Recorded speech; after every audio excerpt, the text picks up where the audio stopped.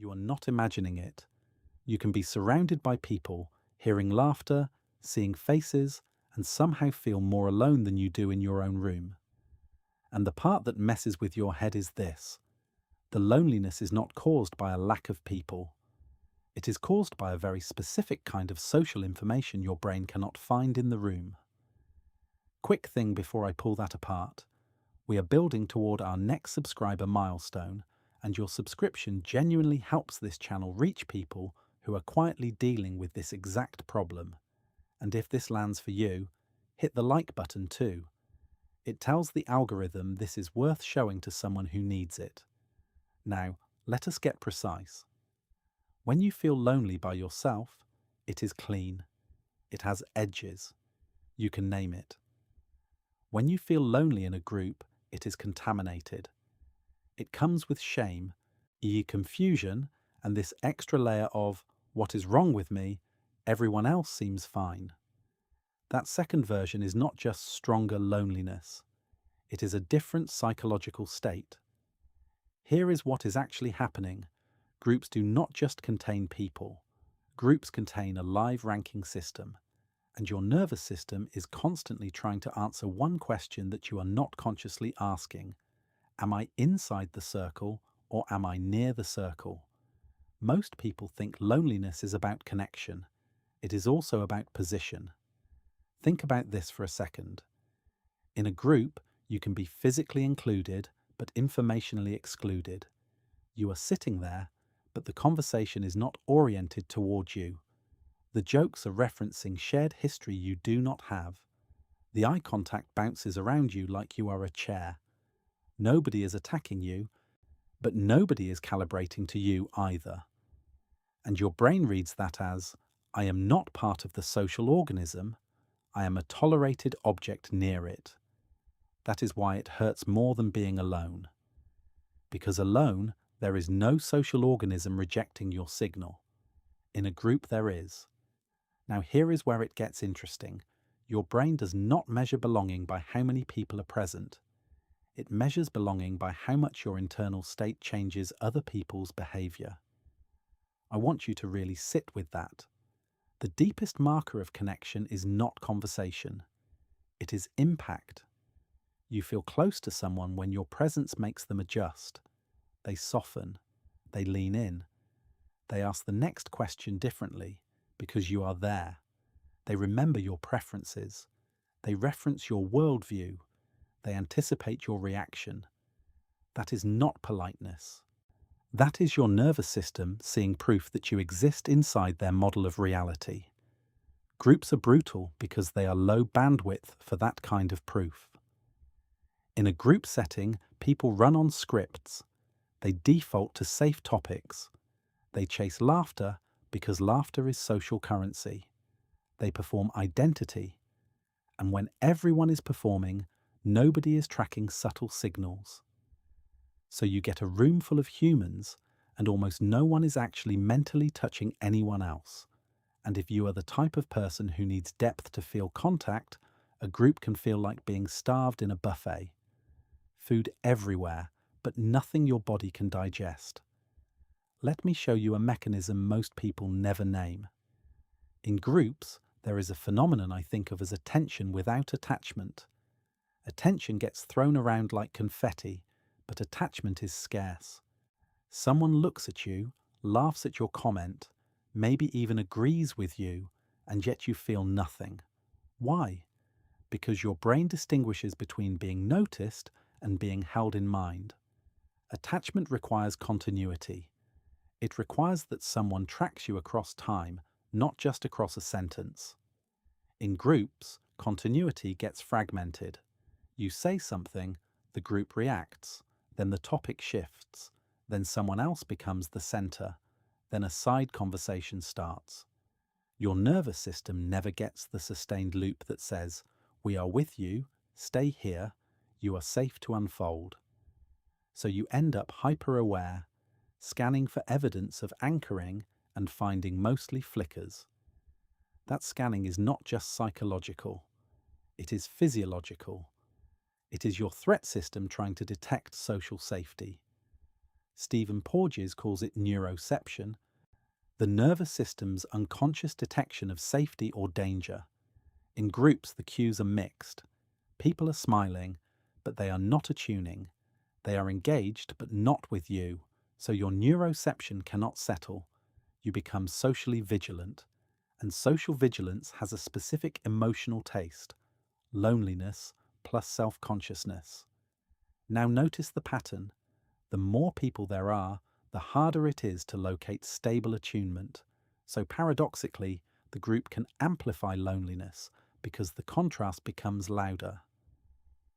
You are watching connection happen near you, not with you.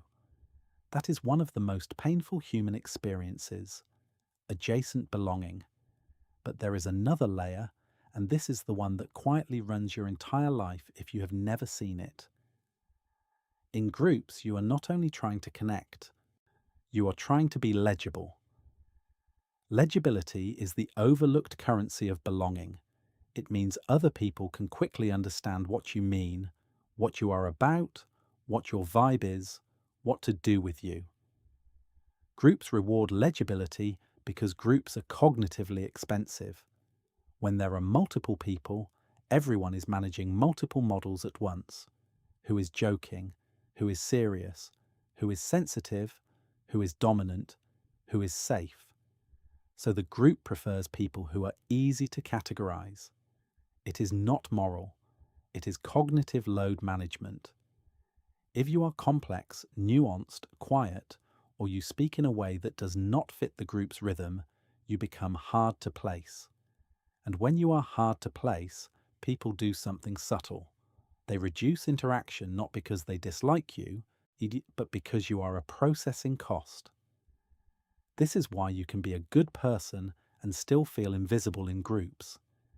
And this is why certain people do great in groups even if they are not particularly kind or deep. They are predictable. Their persona is simple. They deliver clean social signals. They create low uncertainty. Your brain notices that too. You watch the group flow toward the legible people, and you start editing yourself to become legible. You simplify. You make your humor more generic. You agree more. You become faster, shallower, safer. And here is the psychological trap. The more you edit yourself to be accepted, the less you feel accepted when you are included. Because you know what you traded.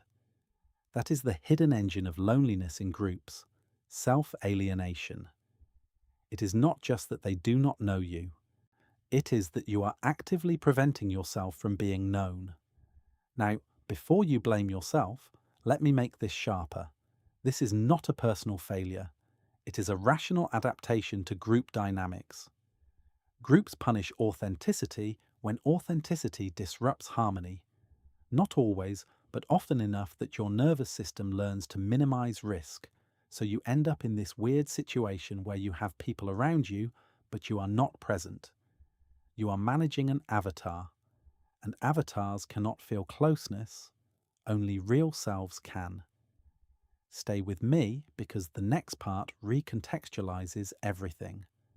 There is a reason you can feel less lonely alone than in a group, and it has nothing to do with being introverted. It has to do with prediction error. Your brain is a prediction machine. It is constantly forecasting what is about to happen, and it rewards or punishes you based on whether reality matches the forecast. Alone, your forecast is simple. I will not be socially fed right now. So when you do not get social feeding, there is no shock. It might still hurt, but it is not humiliating. In a group, your forecast is different. Connection is available. Belonging is possible. There are humans here. So when you still feel disconnected, your brain experiences a sharper mismatch. That mismatch is prediction error, and it intensifies emotion. That is why group loneliness is not only sad, it is agitating.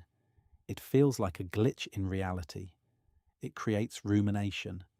You replay what you said, you overinterpret facial expressions, you create narratives.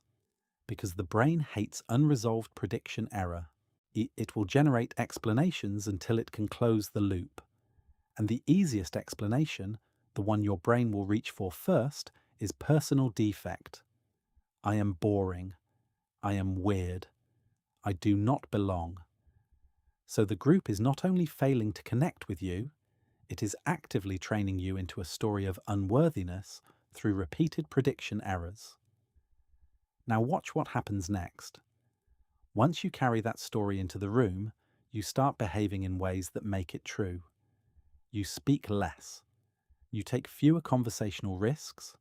Your voice gets quieter. Your face gets less expressive. You ask fewer follow-up questions because you assume people are not interested. And then other people actually do engage less because you are giving fewer invitations. This is the spiral. Perceived exclusion leads to self-protection. Self-protection reduces signal. Reduced signal produces real exclusion. And it can all happen in 10 minutes at a dinner table. Now, there is one more mechanism, and this one is uncomfortable because it exposes the social game most people pretend is not there. Groups run on coalition logic. Humans evolved in tribes where survival depended on alliances. Your brain still tracks who is allied with whom, who defers to whom, who is being validated, who is being teased. This is why you can walk into a room and immediately feel the hierarchy without anyone saying a word. When you are alone with one person, coalition logic is quiet. It is just you and them. The social cost of being real is low. The reward of attunement is high. In a group, coalition logic turns on. People start speaking not only to express, but to position.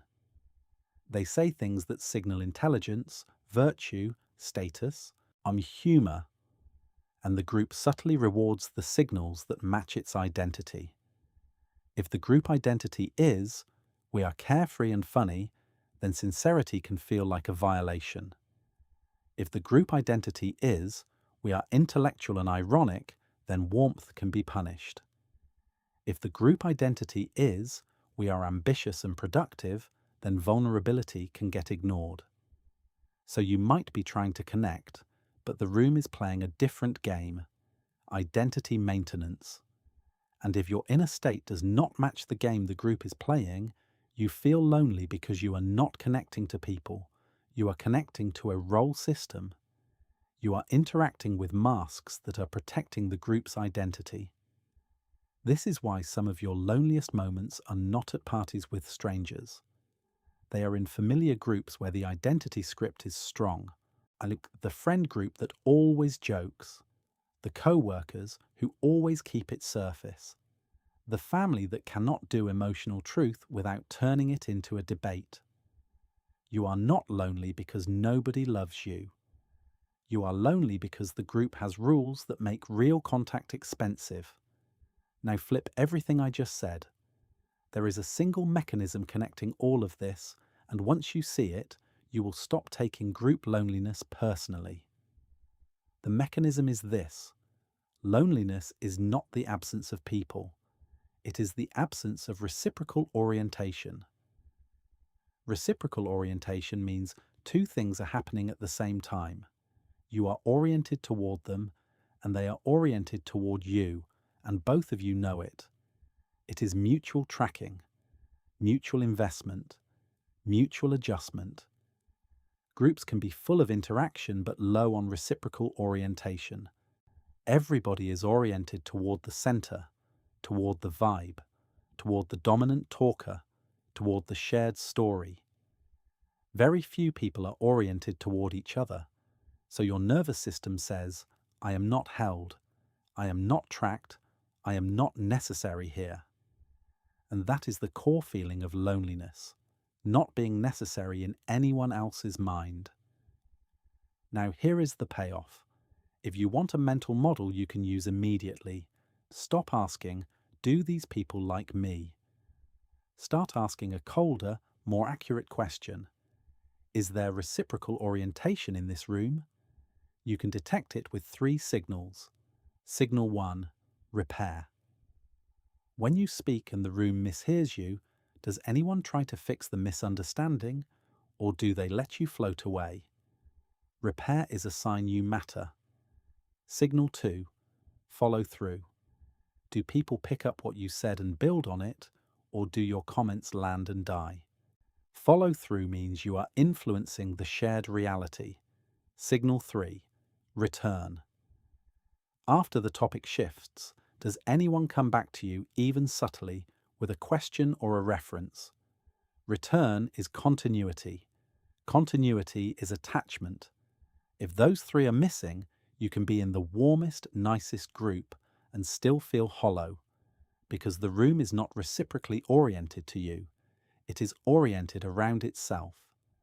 And now the counterintuitive part. The solution is not to perform harder. Performing harder makes you more legible, yes, but it increases self-alienation, which increases loneliness. The lever is not popularity. The lever is dyadic contact inside the group. Dyadic means 1-to-1. Even in a group of 10, your nervous system calms down when you have one stable line of reciprocal orientation with one person. A single anchor can change the whole experience. It gives your brain a home base. Then the group becomes background instead of judgment. So instead of trying to win the whole room, you look for one person who gives repair, follow through, and return. You deepen one thread. And weirdly, when you do that, you often become more connected to the group as a side effect, because people connect to coherence. They connect to someone who is actually in a relationship, not auditioning. One more thing, because I do not want you to misuse this. Sometimes the reason you feel lonely in groups is not that you are broken. It is that you are accurate. You are detecting that the group is not built for real orientation. And feeling lonely there is not dysfunction. It is a signal of psychological health. If you have ever sat in a room full of laughter and felt like you were watching life through glass, do not immediately diagnose yourself. Ask what the room is rewarding. Ask what is costly to express there. Ask whether anyone is actually tracking anyone, or whether everyone is trading signals for belonging points. And then notice how your body responds when you stop chasing the room and start choosing where reciprocity exists. If this shifted something for you, I would genuinely like to hear in the comments when you feel the most alone in groups, and what kind of groups do it to you. Because once you see this pattern, you cannot unsee it. The real question is not, why do I feel alone around people? The real question is, in how many rooms are you present as a person, and in how many rooms are you present as a prop?